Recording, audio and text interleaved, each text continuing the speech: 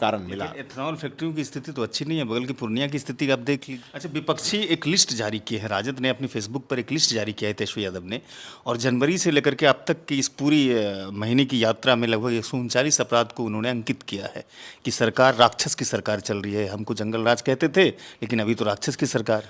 तो मोदी जी आएंगे तो संभवतः अपनी क्षेत्रीय भाषा जो अंगिका होती है, पहला संबोधन वहीं से करेंगे। अंगिका भाषा को कोड नहीं मिल पा रहा है, उसको सम्मान नहीं मिल पा रहा है, क्योंकि सरकार आपकी है बिहार में, सेंट्रल में भी। सबसे बड़ी वजह है कि पूरे अंग प्रदेश को मिथिलांचल के रूप में घोषित कर दिया गया है।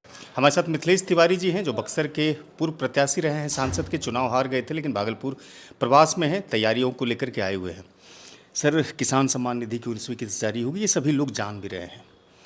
मेरा सवाल आपसे ये है कि किसान की बेहतरी के लिए मोदी जी 24 फरवरी को रिलीज़ कर देंगे 19वीं किस्त, लेकिन किसानों की हालत में सुधार क्यों नहीं है? तमाम तरह के कॉलेजेस खोले गए, एग्रीकल्चर से रिलेटेड अनुसंधान केंद्र खोले गए, लेकिन किसानों की हालत में कोई व्यापक तरीके से बदलाव नहीं है। देखिए, किसानों के ज़िंदगी में जितने बदलाव मोदी जी के समय हुए उतने कभी नहीं हुए।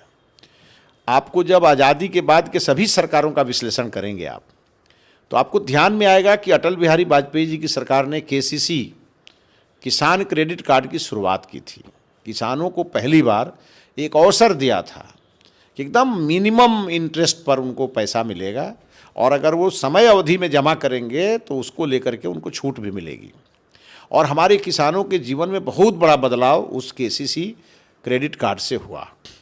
और उसके बाद फिर 10 साल बिहार में, देश में इसकी यूपीए की सरकार रही, उन्होंने किसानों के लिए कुछ नहीं किया। लेकिन आपकी सरकार मोदी जी आए तो किसान सम्मान निधि योजना उन्होंने शुरू की। 6,000 रुपया पर किसान को बिहार में मिलता है, बिहार क्या देश में मिलता है।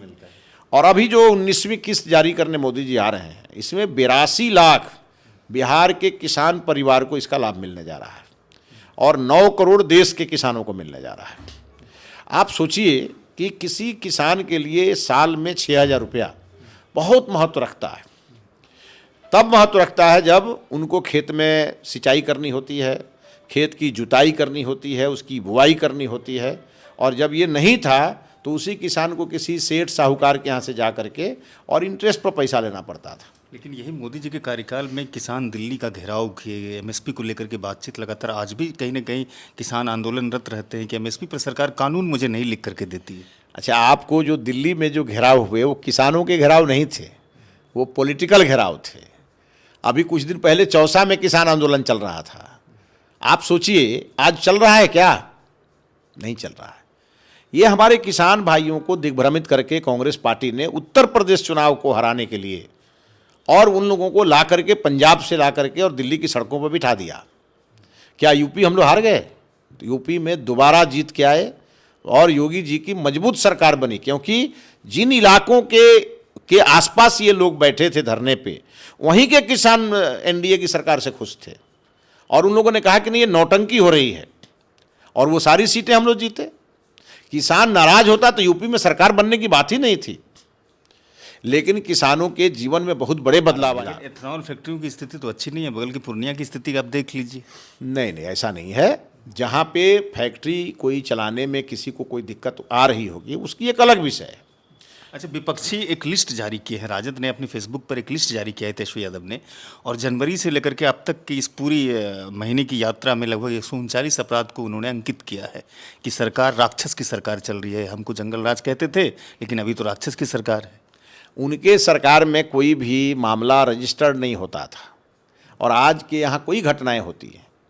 अब आप सबसे ज़्यादा तो आप जान लीजिए, बिहार में जब आप पोस्टमार्टम करेंगे ना घटनाओं का, तो पता चलेगा कि आपको सबसे ज़्यादा ज़मीनी विवाद है। और ज़मीनी विवाद कोई एनडीए की देन है क्या?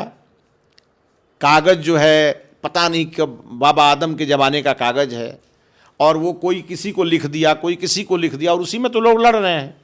इससे भी निजात पाने के लिए हमारी सरकार काम कर रही है, जो माननीय दिलीप जायसवाल जी जिसके मंत्री हैं, और आप जो लगातार देख रहे हैं कि इस पर सरकार का ध्यान है, थोड़ा समय बढ़ाया जा रहा है। वो इसीलिए बढ़ाया जा रहा है कि सर्वे करा करके और इसका परमानेंट निदान कर दिया जाए, और सबके मोबाइल में उसके ज़मीन का पूरा डिटेल रहे। इस पे काम हो रहा है। मैक्सिमम झगड़े ज़मीन को लेकर के है। आखिर में एक प्रश्न करेंगे, मोदी जी की चूँकि 24 फरवरी को यात्रा है और अंगभाषी जो हैं, अंगिका प्रेमी जो हैं, अंगिका भाषा की छेड़छाड़ के साथ में नाराज़ भी हैं। कहते हैं अंगिका भाषा को कोड नहीं मिला, संविधान की 8वीं सूची में इसे सम्मान नहीं मिल पाया।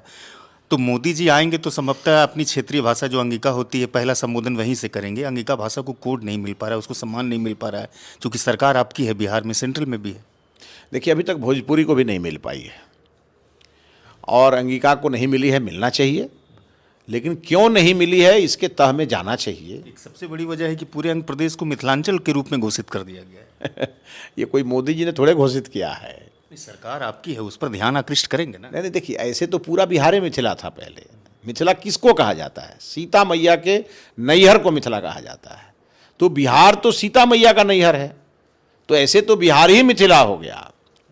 लेकिन जब आप भाषा की बात करेंगे तो कहीं मगही बोली जाती है, कहीं अंग बोला जाता है, अंगिका बोला जाता है, कहीं मैथिल बोला जाता है, कहीं भोजपुरी बोला जाता है।